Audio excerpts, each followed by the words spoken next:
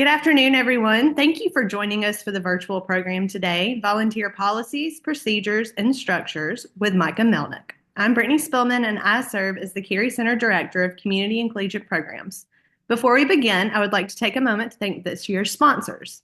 This virtual program's presenting sponsor is the Walker Area Community Foundation. The Walker Area Community Foundation is a nonprofit, grant-making organization building the permanent capital needed to daily facilitate community conversations, inspire action, and empower partners. This year's Community and Collegiate Program sponsors have pledged to support our efforts in providing meaningful programming for the nonprofit sector. Thank you to Auburn University Outreach, the East Alabama Community Foundation, the River Region United Way, Auburn University Outreach, Office of Public Service, Social U, the Drummond Thorne Stooks Fund for Excellence, and a community service grant made possible by State Senator Randy Price and State Representative Joe Lovern. Micah Melnick is the founder and executive director of BigHouse Foundation.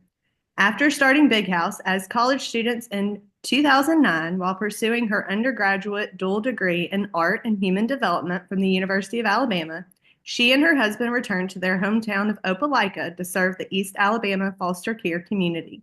Micah enjoys her work at BigHouse, connecting community, foster, and adoptive families to vital community resources. BigHouse has served over 25,000 children in Alabama's foster care system over the past 15 years. Please join me in welcoming Micah Melnick as she shares about volunteer policies, procedures, and structures. All right. Thank you so much, Brittany. And y'all bear with me because Zoom is not my native habitat. I love to speak to groups. I love to share about BigHouse and things that we're doing, but I love to speak in person. So, technology is always fun. But for instance, I had it on the first page and now it's gone to the second one. So we're just going to hang out here for a second. But as Brittany said, my name is Micah Melnick. I am the founder and executive director of BigHouse Foundation. BigHouse is a nonprofit ministry here in Lee County that meets the needs and improves the quality of life for children in foster care. And I got into the world of foster care because my parents became foster parents while I was in college. And so it's very close to my heart. It's something that our family did for a long time. My parents ended up adopting out of care. And so it's something that I'm pretty passionate about, and I love serving these families. But another thing I enjoy doing is connecting with the community and the nonprofit world. And so today I'm going to share about volunteer policies, procedures, and structures. And please know I'm no expert, but I do have about 16 years of experience. And so we have learned some things over the years, and I want to share some of that with you. And you take from it what you can. And I hope that some of these best practices are helpful for you and your organization, and you can apply them in different ways as you work with your clientele. I did want to say my husband Blake and I started BigHouse together, and then we have 4 children: Anderson, Maggie, Myers, and Lucy Grace. And so I really do split my time between my first baby BigHouse and my 4 actual children that I spend a lot of time and energy momming to. So I kind of balance those 2 parts of my life, and I'm thankful to have a great staff at BigHouse so that I can do that. Okay, let me see if I can figure out how to move through the slides. Why is it beeping at me? There we go.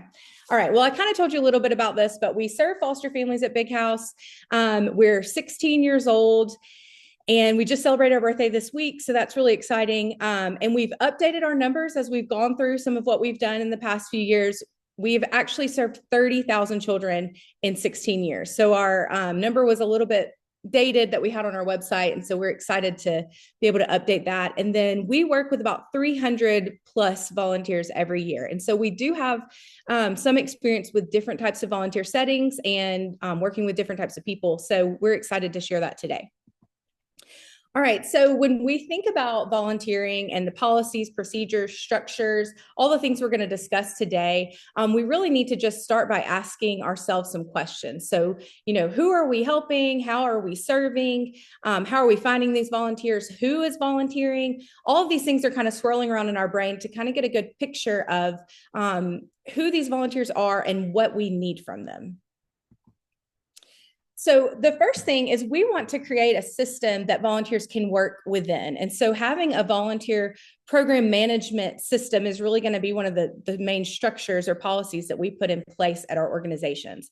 And this sounds very official, but it doesn't have to be super structured. This, you probably already have this in your system and in your organization, whether you realize it or not.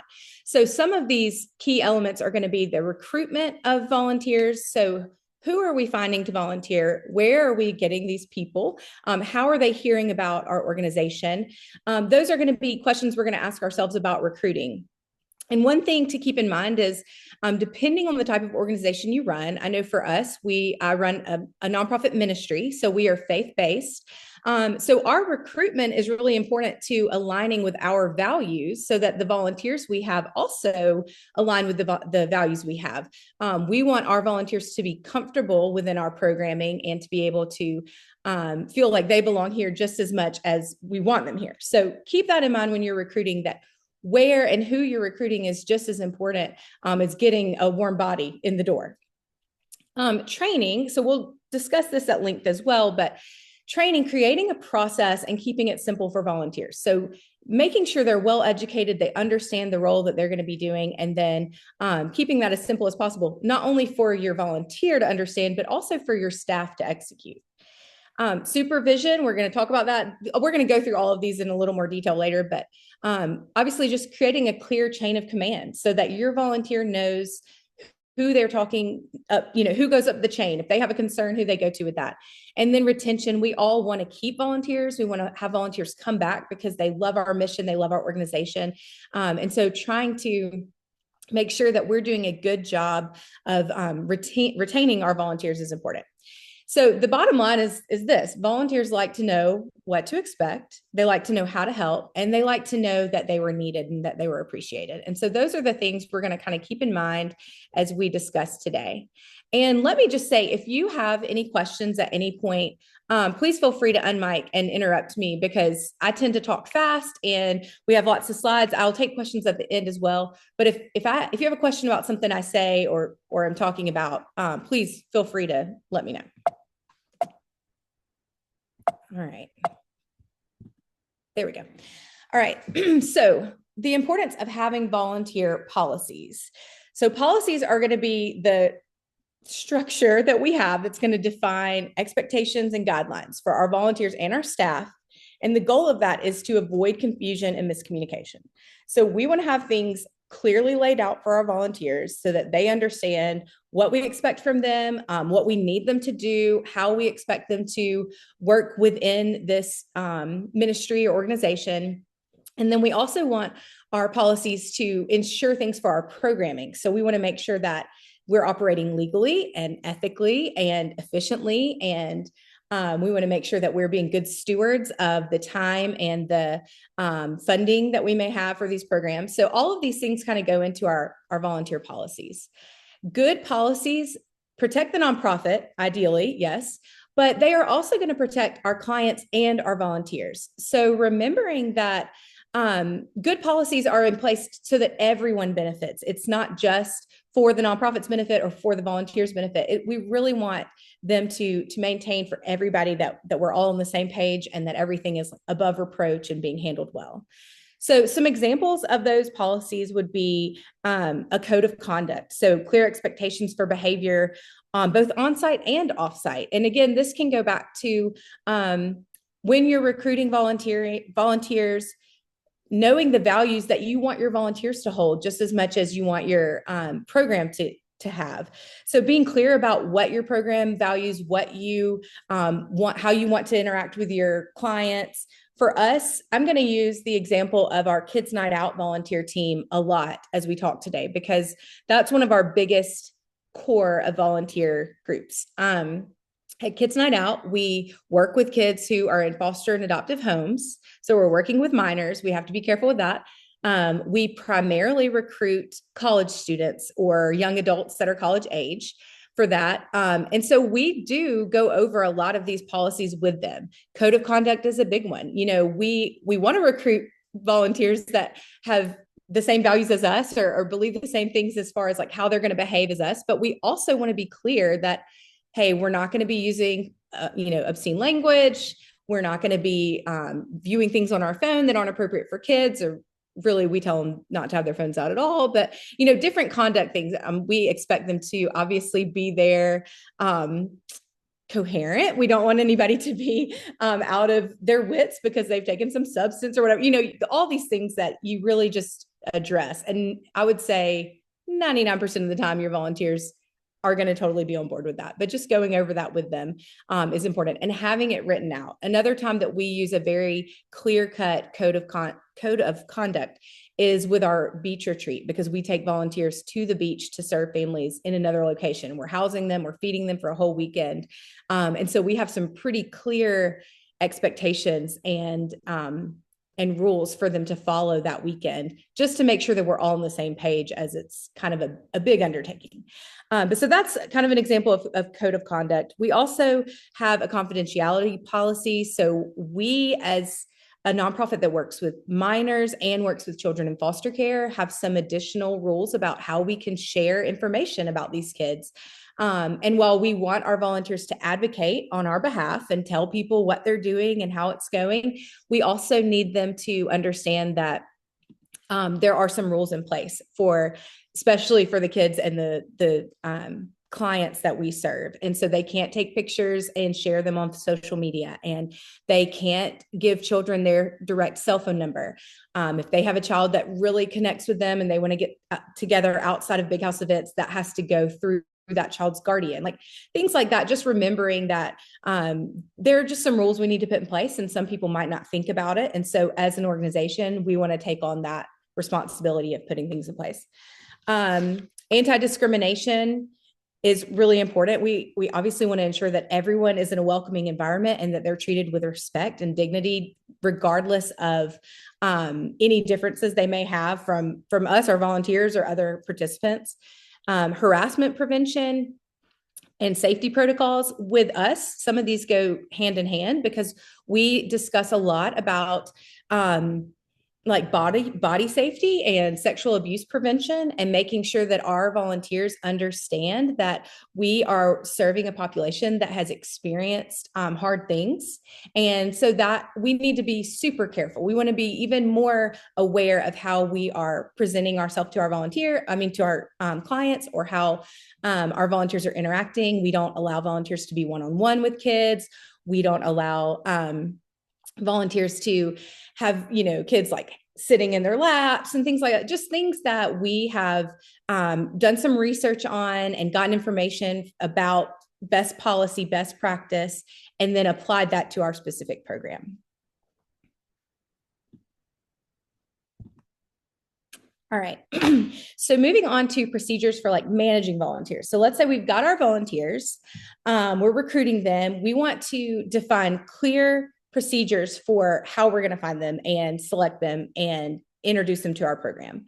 So once we get our volunteers, let's say for us, again, for Kids Night Out, we primarily are looking for college students. We want a lot of energy. We need a lot of volunteers, and we really want to intersect the world of college and this age that they're in with the world of foster care, so that maybe down the road they consider being a foster parent or supporting a ministry like ours that's in whatever city they land in.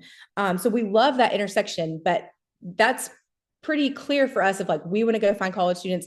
We're going to go to talk about it on campus to either the sorority that we're connected with, or campus ministries that we're connected with, different groups that we can go share specifically and say, we have a job and a role for you at BigHouse.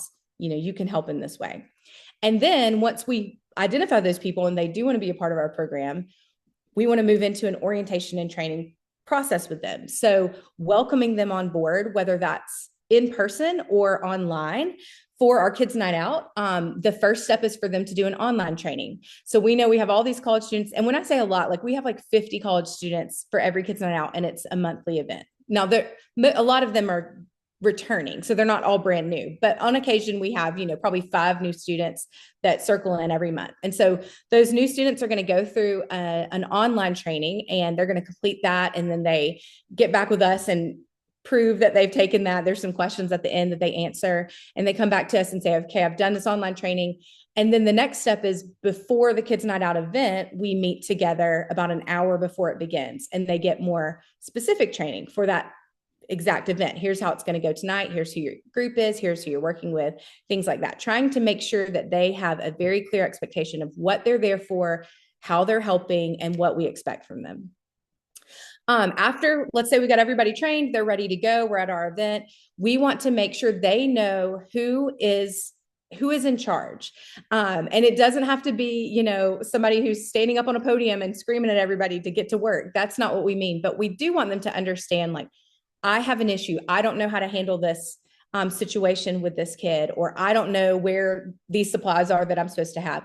Who is their go-to person? And so with our Kids Night Out team, we have a leadership team that are returning students that have been really involved with Kids Night Out, and they're on board. And so they have that next step of responsibility.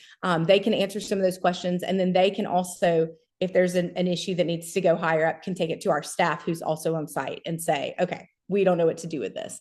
But creating that level of, steps up to take to keep people understanding who to report to. And so it takes some of the pressure off, that they don't have to go find the, staff leader that they're intimidated to talk to or something like that. They have their person to go to next that can reassure them and answer those questions.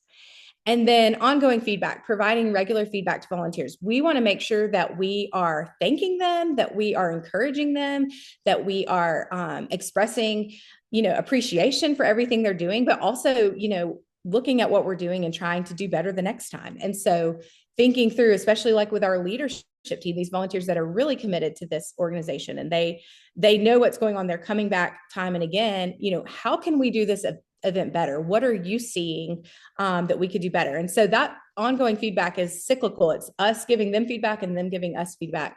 But I would say with volunteers, you always want to shower them with praise and appreciation, because they don't have to be there. And so we want to make sure that we are appreciating what they're doing, realizing they're volunteering their time and effort.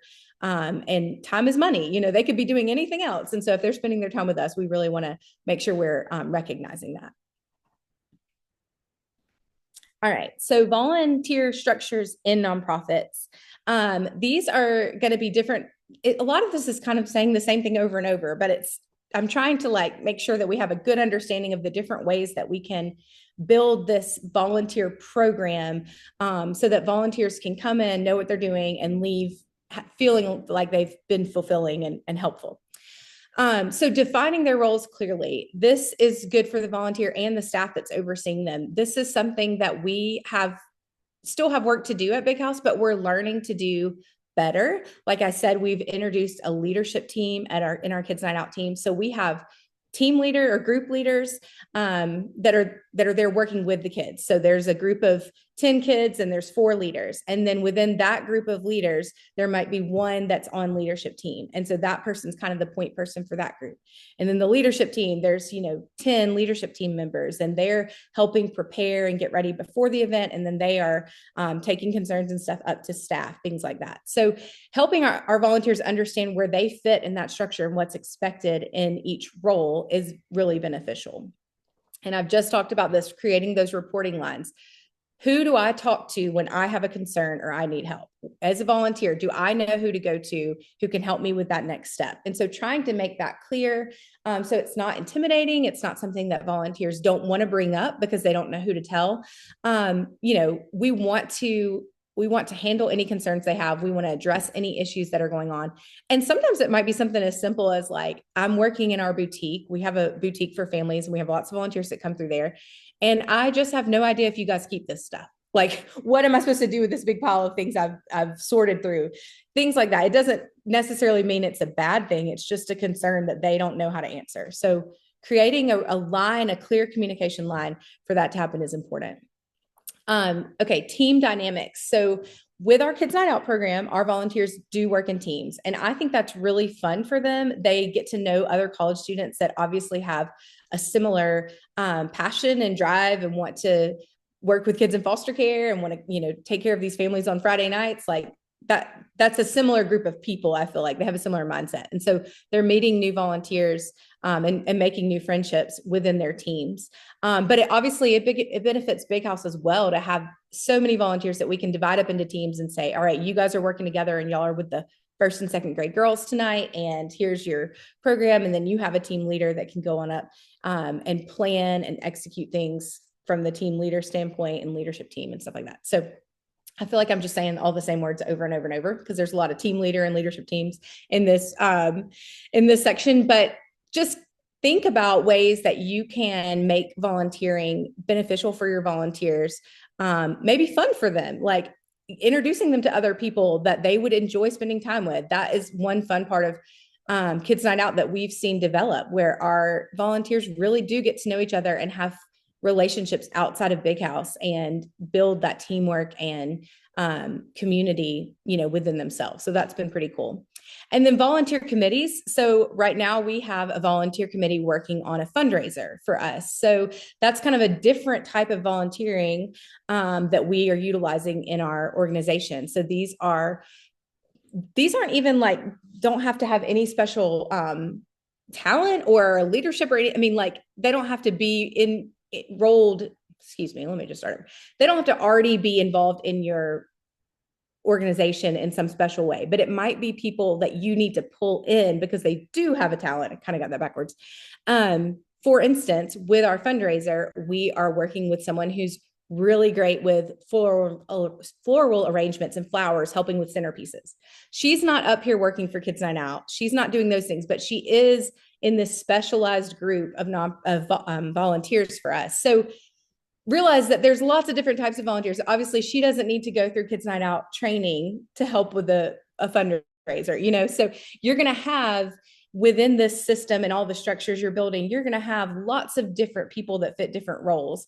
But when you can identify, okay, we always have Kids Night Out volunteers. It's the same kind of group of people or age group of people. They're doing the same jobs. Let's create this whole policy that's going to alleviate us telling 50 different people the same thing over and over. We're going to create a process for that. So that's just, our structures are flexible and they're going to work differently for every organization that we have, but some of them are going to be consistent, like our training for Kids Night Out or our boutique volunteer training, things like that.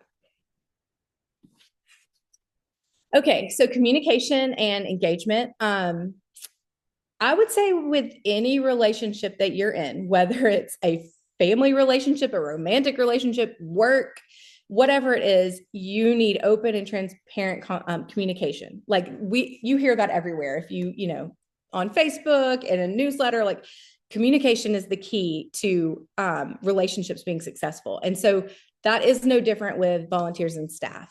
When our volunteers don't know what our expectations are, they can't meet them. Like they don't know what we need. And so we need to be clear and open with our communication and then be able to take communication back, listen as well, and understand that it's a two-way street. So what do we need from them? And then what do they need from us, and try to manage that as well as we can. But we really want to have strong relationships with our volunteers. That's what's going to keep people coming back, as they feel connected to our organization. They feel like they know our staff and they have a relationship with us. And the basis of that is going to be communication that we have with them.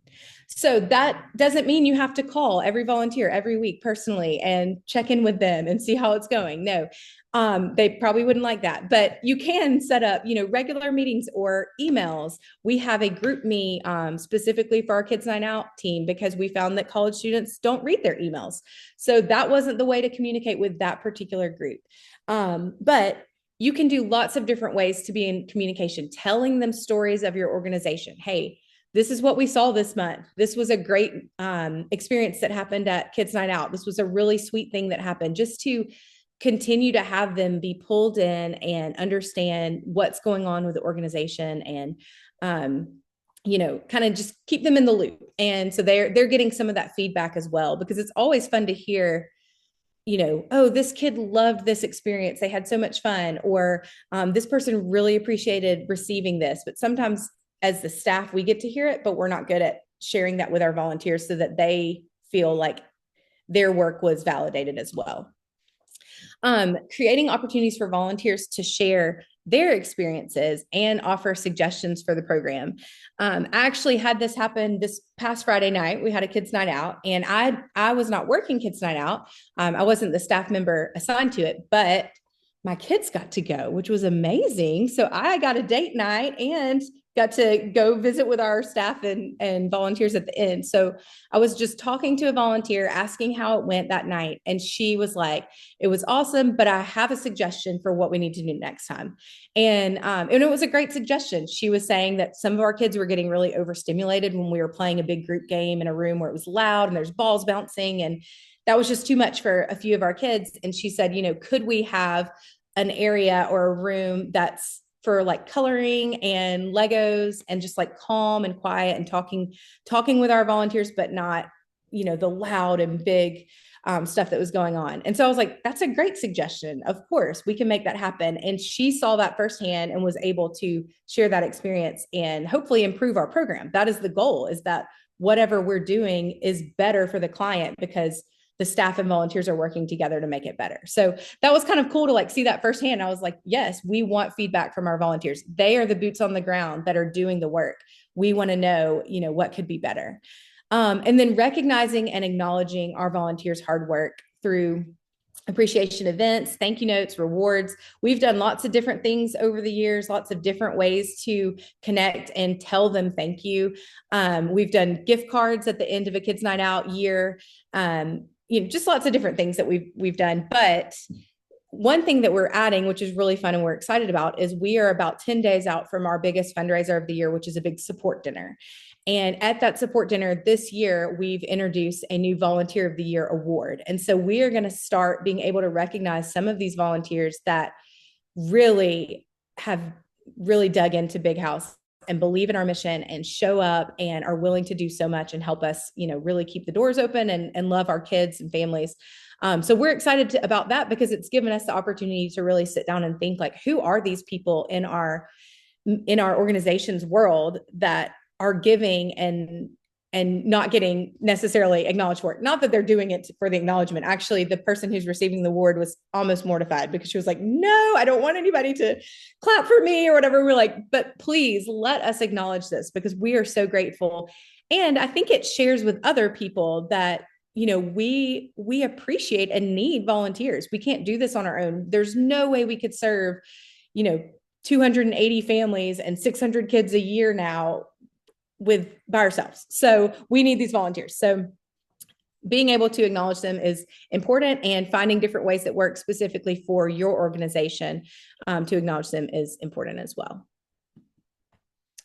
All right. So when we're training volunteers specifically, initial trainings need to include like our organizational goals, procedures, and expectations. And I'm actually going to tell you a little bit of an embarrassing story on our part, because we didn't realize we weren't doing a good job of that with our practicum students that are coming into BigHouse. So each semester we have a new crop of volunteers, but they're practicums. They're getting class credit from Auburn.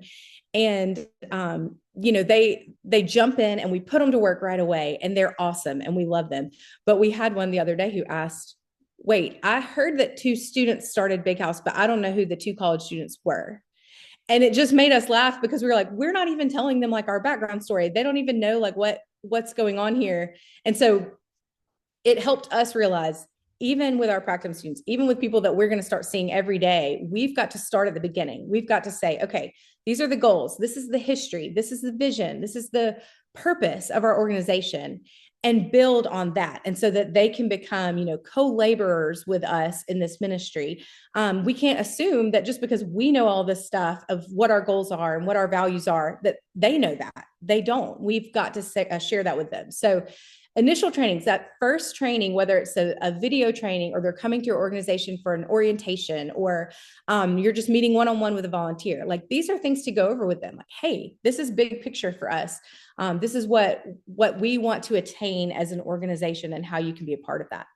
And then ongoing development can focus in on those specific skills. So if you're working with Kids Night Out, you're doing this. And if you're working in our boutique, you're being trained on this procedure and this program. Those things can be more honed in as we put a volunteer into a specific role. And then there's going to be some things that are event based. So like we have some volunteers that we meet one time and they work at an event and they were great, and then we don't see them again. And that's okay too, but we're not going to have all of this time to train and develop them. That's going to be more of like on the job, here's what we're going to do. Experienced volunteers can act as mentors to new recruits. We see that a lot. So we see these college students that have been with Big House for a year or two that love what we're doing, going out and either recruiting on their own new students to come be a part of it, or meeting younger students that are joining Big House on their own and getting to build relationships with them and getting to say, hey, we know these kids. Here's some of the ways we love to interact with them. Here's some of the ways that they really respond well to when they're feeling overstimulated or out of control or whatever it may be. So we've kind of seen that just organically happen in our ministry. But it could also be something that you set up as a procedure. Hey, we have this volunteer who knows how to do this, and he's going to share with these new recruits kind of what the policies are and take that off of your staff. And then again, remember, you've got to customize this to meet specific volunteer roles. So again, the training for Kids Night Out is not going to be the same for the boutique, and whatever your organization does, you may have specific trainings for some type of volunteer roles that's completely different from others. And that's fine. But then there may be some overlap. There may be some general things about your organization and how you want to represent yourself and care for your clientele that is the same regardless of what role you're in. So being able to kind of figure those things out and then train accordingly so that your volunteers are well prepared. It's just something that we can do on the front end so that when we do get volunteers, we are moving through these procedures in a good way. All right. I think one hard part of working with volunteers is when stuff comes up that you wish you didn't have to deal with. It's really hard to tell someone who's volunteering their time, like, that's either not the way we handle that, or that's not helpful, or that's not appreciated. And so these can just be hard conversations. And I think you just put that out there at the beginning. Like, it's not easy to correct someone or to address an issue with someone, even as a boss. I'm putting that in quotation marks. I know you can't see me, but like, even as that role in my organization, I don't like to have to go back and tell someone that they're not doing what I need them to do. That's not a fun conversation to have, but it is necessary. And so that's one thing about putting some of these policies in on the front end, is that you have some teeth to what you're saying. You had it written out, you kind of had the expectations, and sometimes people will realize and just kind of edit themselves out of the equation. So like, hey, this doesn't fit for me because maybe they really need me to be there every time and I can't be there every time. Or, when I'm there, I don't feel connected and don't really want to work with kids. Like, that would be a terrible match for our Kids Night Out. And so those people would probably select themselves out. But it can be hard. So you've got to address these problems. You don't need volunteers that, are not in line with your organization's mission and values, or are presenting themselves in a way that's not appropriate. Obviously, you don't want that happening. And so you need to create a clear procedure for how we're going to handle that. Maybe it's the executive director, maybe somebody like, I'm not directly in charge of the volunteers, so maybe I would be a good person to come in and have a more neutral conversation, as opposed to our program director, who is working with them all the time and really like has much closer relationship. Or it may be reversed from that. It may be the person that's really close to that volunteer that can come in and say, hey, can you address this? Can you help us out? Can you be more reliable? Or can you cut out this behavior, whatever? It can be as simple as a conversation. It might need to be in writing. It might be more formal. We've only had, in the 16 years that we've been doing Big House, I've only had one time where we needed to ask a volunteer to not return, and it had to be done in writing because it needed to be pretty formal. And that was after probably 2 conversations about the behavior. So we felt like, okay, this is warranted. This is something that this person's they're not catching what we're, throwing. They're not getting it. And so we just had to ask them. We felt like it wasn't a good fit for what we're doing and what they're looking for as a volunteer opportunity. They just didn't match up. It's really hard though. That's a hard conversation to have. One thing you might consider is like encouraging problem solving. So if it's not a deal breaker behavior, if it's just like, they want to volunteer, but they're not reliable enough to be on Kids Night Out team because they back out, every time. And with Kids Night Out, we have a certain number of volunteers and a certain number of kids. And if those volunteers back out, we can't have those kids there safely. So it's pretty important that our volunteers are reliable.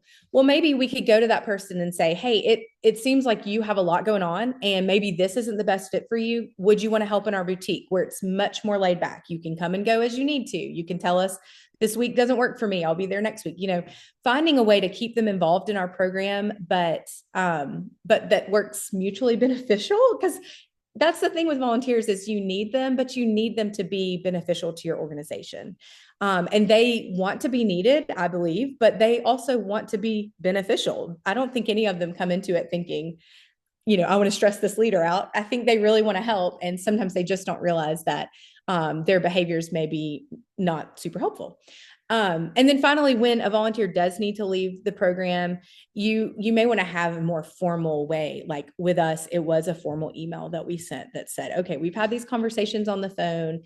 We're obviously not seeing eye to eye about this. So we just feel like maybe this isn't the right fit for you to volunteer with us anymore.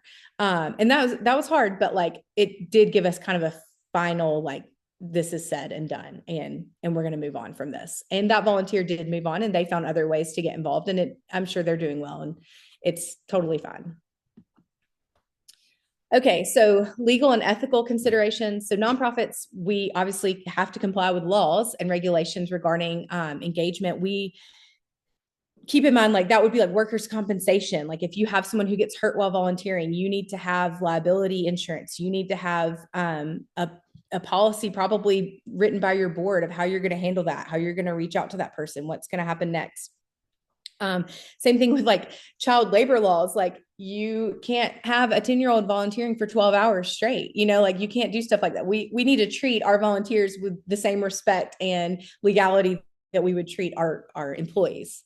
That's not to say that younger kids can't help volunteer with things, but it probably depends on the role that they're in and how much dependency you're putting on them. Like if they're showing up with their parents to sort clothes with us one Saturday morning, that's one thing. But if we're trying to like employ my 12-year-old daughter to run the boutique, instead of go to school, that's a problem.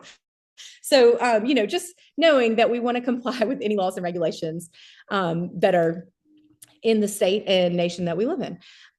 Ensuring volunteers are covered by appropriate insurance. So BigHouse, we carry a huge insurance policy because we work with kids, with tons of volunteers and a whole bunch of kids. And there's a lot of liability there. We have to be really serious and conscientious about how we're going to prepare our volunteers, how we're going to train them, and what our expectations are when they're working with minors.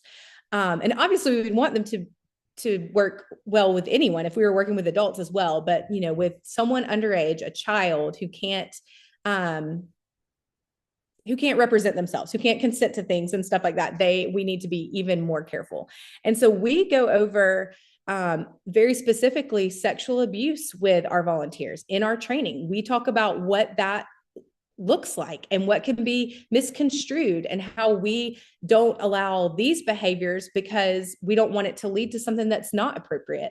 And so we go through all of that with them, and it's all not only to protect the children, because yes, 100%, we under zero circumstances do we ever want our children to be in a position where something happens to them.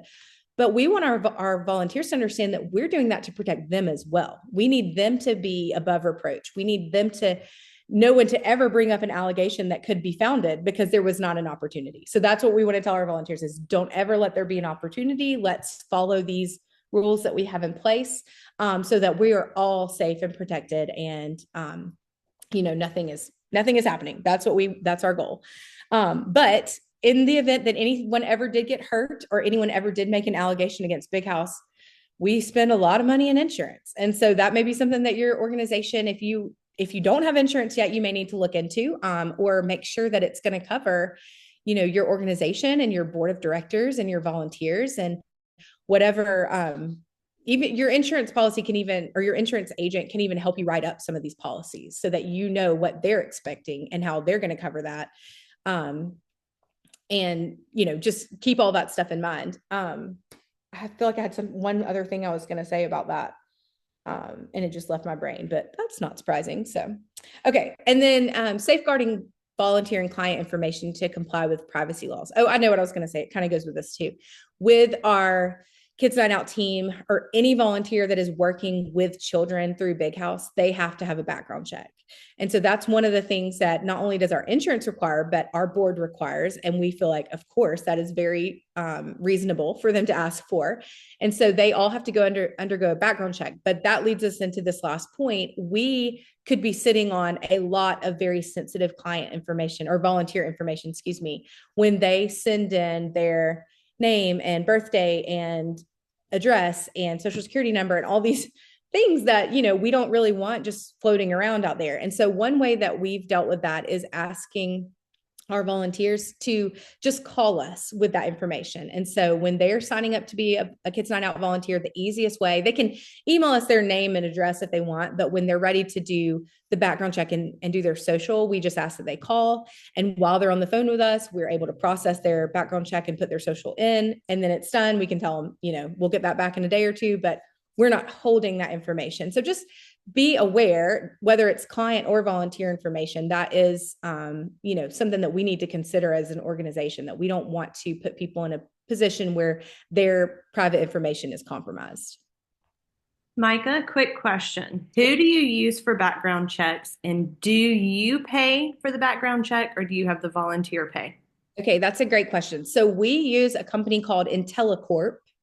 And we carry our insurance policy with Philadelphia Insurance, which is a big nationwide carrier, and they do nonprofit insurance. And so that's who they told us to use. So we asked them, who do you recommend? Where should we do these background checks? And so they said, we want you to work with IntelliCorp. We run our background checks through IntelliCorp. They cost about $20 a piece. So that can be expensive.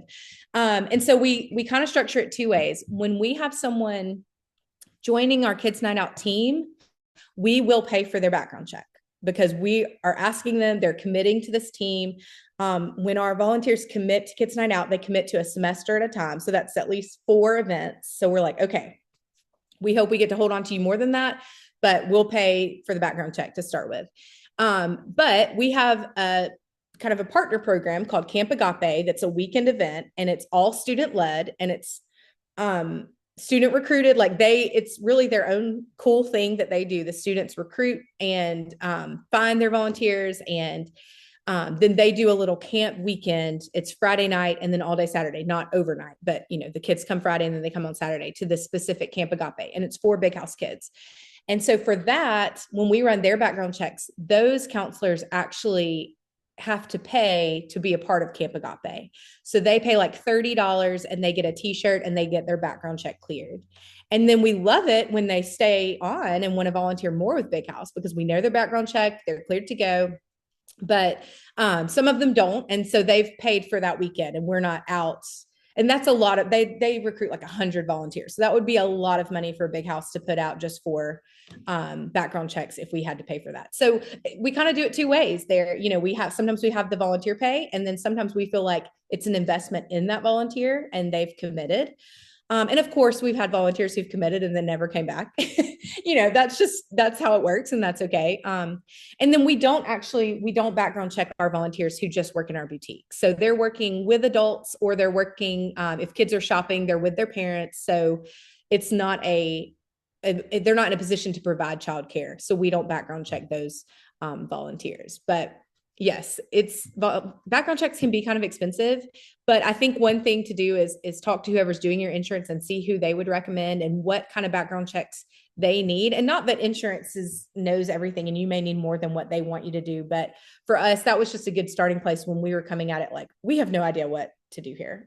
Who can help us? Who has experience in this? And they tend to be on the conservative side. So they really want to know, they're a lot more risk averse in the insurance world. So hey, Micah. Yes. This is Kelly from Casa. We use a fabulous lady who owns a company named EISI. I don't know if anybody else on here uses her, but I can put her information in the chat. That would be awesome. Mm-hmm. Is she local? I believe she's in Montgomery, but she does it all by email. Okay. It's really quick and very helpful. That is awesome. EISI. Yes. I Okay, well, will put her contact info in the chat. yeah, thank you, Kelly. That's awesome. Okay, any other questions about that? Okay, we'll keep, oh, I didn't realize that was my last slide. I got ahead of myself. Okay.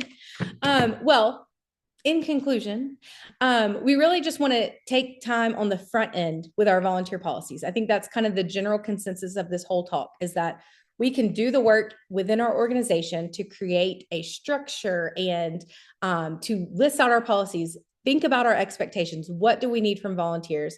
So that when we do have volunteers come to our organization, they are well prepped. They understand what we want from them. They know how to get involved.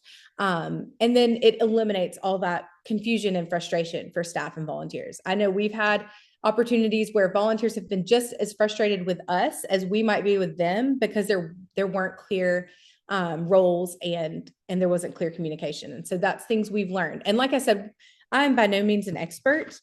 We've just been doing this a while, and we've worked with a whole lot of different volunteers. And I'm sure we have some that would come and say, yeah, that place is crazy. And then we have some that are like, I love it there and I go back all the time. So, finding volunteers that match your mission of your organization, your values, that want to serve the population you're serving, is probably one of the most underrated parts of volunteering, is connecting with those people that have the same heart that you do. And then moving forward with the training and stuff is much easier, because they are there for the same reasons that you are. Sometimes the volunteers that we struggle with are the ones that they're just needing to check something off for a different program, and that's fine. And we have opportunities for that with our boutique, or maybe helping with our food boxes or things like that. But when it comes to like working with our kids or serving our families, when we're presenting them as a representation of BigHouse, we really want to make sure that their goals and values and mission really reflect the heart of what we do as well. So I hope this has been helpful. I'm happy to take questions if I can, or if anybody else has anything to add. Some of you have probably plenty of things you could add to this whole conversation and teach us all. So feel free to do that. And I could turn my camera on if I can figure out how to do it, but I'm not making any promises. Let's see. No.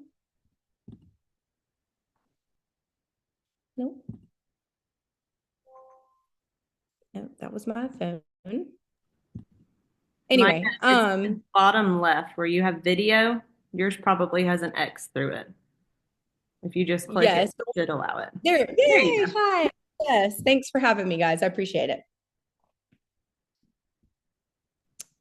Does anybody have any questions for Micah?